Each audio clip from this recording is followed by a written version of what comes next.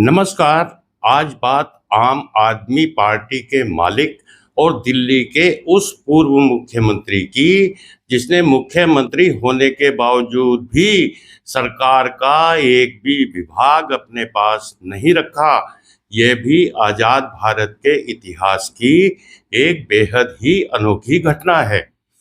कुछ अनसुलझे सवाल हैं जिनका जवाब मिलना ही चाहिए, जैसे कि क्या भारतीय राजनीति में केजरीवाल की एंट्री स्क्रिप्टेड थी? क्या अन्ना आंदोलन से लेकर अपनी पार्टी के गठन तक केजरीवाल ने जो एक आम फटीचर आदमी वाला गेटअप धारण किया, उसके लिए कोई गंभीर रिसर्च की गई थी?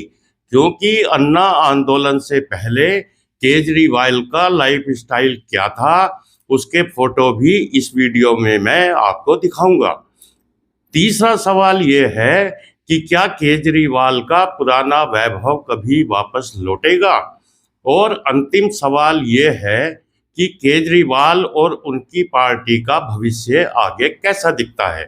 तो चलिए आज इसी पर चर्चा करते हैं। क्या केजरीवाल की भारतीय राजनीति में एंट्री स्क्रिप्टेड थी? तो इसका जवाब है हाँ। आप याद कीजिए, अप्रैल 2011 का अन्ना आंदोलन, जो कथित रूप से कांग्रेसी भ्रष्टाचार के खिलाफ पैदा हुआ बताया गया था। इस आंदोलन ने देश में बड़ी सफलता हासिल की। इस आंदोलन को टाइम मैगजीन ने 2011 की टॉप 10 स्टोरी में से एक माना था। इस आंदोलन की सफलता के पीछे सबसे बड़ा हाथ भारत की वामपंथी मीडिया का था। और ये बात इस बात से भी साबित होती है कि 2011 का समय वो था कि जब स्मार्टफोन न के बराबर थे और जनता किसी भी सूचना के लिए इन्हीं टीवी चैनलों को ही देखती थी। और आलम यह था कि टीवी चैनलों पर कोई समाचार बुलेटिन यदि 30 मिनट का होता था तो उसमें 18 मिनट तो विज्ञापनों के लिए ही रिजर्व रहते थे। और विज्ञापनों की एवज में लाखों रुपए प्रति 10 सेकंड चार्ज किए जाते थे। उस दौर में अन्ना आंदोलन को इन्हीं न्यूज चैनलों ने 24 घंटे बिना विज्ञापन की कवरेज दी। जिस भी चैनल पर जाओ, हर जगह बस यही अन्ना आंदोलन की खबर, बार बार लगातार। तो सवाल ये पैदा होता है कि क्या हमारी ये मीडिया मुफ्त में समाज सेवा कर रही थी?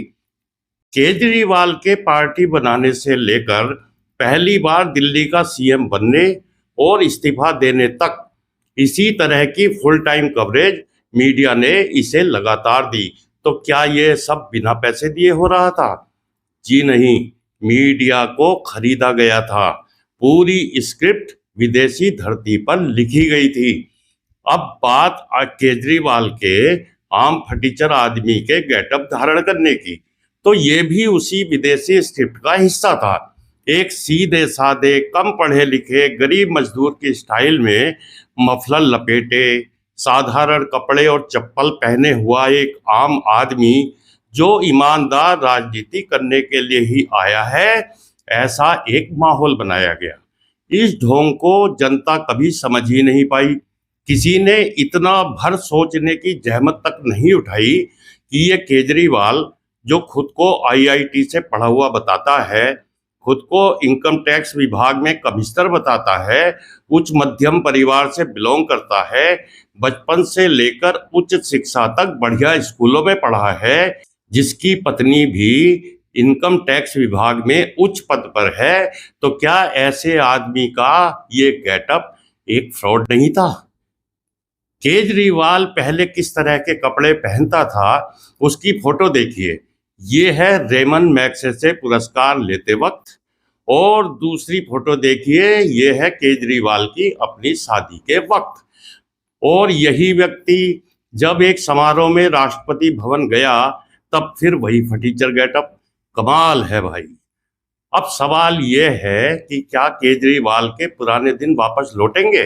तो मुझे तो ऐसा बिल्कुल नहीं लगता, क्योंकि केजरीवाल ने अपनी जिस इमेज से भारतीय राजनीति में खुद को स्थापित किया था, वो इमेज तो कब की पूरी तरह चकनाचूर हो चुकी है। कट्टर ईमानदार होने के दावों की पोल कब का खुल चुकी है। शराब घोटाले में केजरीवाल की संलिप्तता साबित हो चुकी है, जिसकी वजह से इन्हें लंबे समय तक तिहाड़ जेल में रहना पड़ा और बड़ी मुश्किल से मिली जमानत की वजह से ये बाहर आए। इनकी ईमानदारी का आलम तो ये था कि इनकी दिल्ली सरकार के कामकाज को लेकर सीएजी की जितनी भी रिपोर्ट आई, केजरीवाल उन सबको दबाकर बैठ गए, उन सबके ऊपर कुंडली मारकर बैठ गए। एक भी रिपोर्ट को इन्होंने विधानसभा में टेबल नहीं किया, क्योंकि उन सभी रिपोर्ट्स में केजरीवाल सरकार की भयंकर घोटालों में संलिप्तता का खुलासा किया गया था। चूंकि केजरीवाल का दृढ़ विश्वास था कि दिल्ली की सत्ता से कोई इन्हें हटा नहीं सकता, अपनी मुफ्तखोरी की योजनाओं और मीडिया मैनेजमेंट के बूते ये ताउम्र दिल्ली के सिंहासन पर विराजमान रहेंगे, ऐसा केजरीवाल को पक्का भरोसा था। तभी तो किसी समय आम फटीचर आदमी वाला गेटअप धारण करने वाले केजरीवाल खुद के अय्यासी भरे जीवन के लिए 60 करोड़ से भी ज्यादा के सरकारी पैसे से अपने लिए 7 स्टार शीश महल का निर्माण कराए थे। अब बात केजरीवाल के राजनीतिक भविष्य की, तो वो तो अंधकार भरा ही दिख रहा है। केजरीवाल की राजनीति ऐसे दोराहे पर खड़ी दिख रही है कि जहां से एक रास्ता राजनीतिक दुर्दशा और दूसरा रास्ता तिहाड़ जेल की तरफ जाता है। केजरीवाल की राजनीतिक मुट्ठी खुल चुकी है। दिल्ली विधानसभा में एक के बाद एक इनके कार्यकाल की सीएजी रिपोर्ट्स टेबल हो रही हैं, जिनमें इनके भयंकर घोटालों का पर्दाफाश हो रहा है, जांच के आदेश दिए जा रहे हैं, मुकदमे दर्ज हो रहे हैं और जेल जाने का खतरा लगातार अब इनके सिर पर मंडरा रहा है। इनकी पार्टी की मान्यता तक दांव पर है। आगामी पंजाब विधानसभा चुनावों में इनकी पार्टी की हालत डामाडोल है। वहां सत्ता में वापसी कर पाएंगे या नहीं, ये बात किसी को मालूम नहीं है। और सबसे बड़ी बात यह है कि ऐसा लगता है कि केजरीवाल भी अब हिम्मत हार चुके हैं। दिल्ली में अपनी बुरी हार के बाद से केजरीवाल सार्वजनिक कार्यक्रमों से दूरी रखने लगे हैं। अपनी हार के बाद सिर्फ 2 या 3 बार वो दिल्ली में दिखे हैं। अंतिम बार पूर्व उपराष्ट्रपति जगदीप धनखड़ के साथ अभी कुछ दिनों पहले उनके सरकारी आवास पर देखे गए थे। केजरीवाल की धनखड़ के साथ वो मीटिंग धनखड़ के लिए बेहद खतरनाक साबित हुई। फिर भी केजरीवाल मीडिया की चर्चाओं से गायब हैं। ये वही केजरीवाल हैं जो 24 घंटे मीडिया की सुर्खियों में रहते थे। खुद का चेहरा मीडिया में हर समय दिखाए जाने के लिए सरकारी खजाने से हजारों करोड़ रुपए विज्ञापन के नाम पर मीडिया हाउसेस को बांटते थे।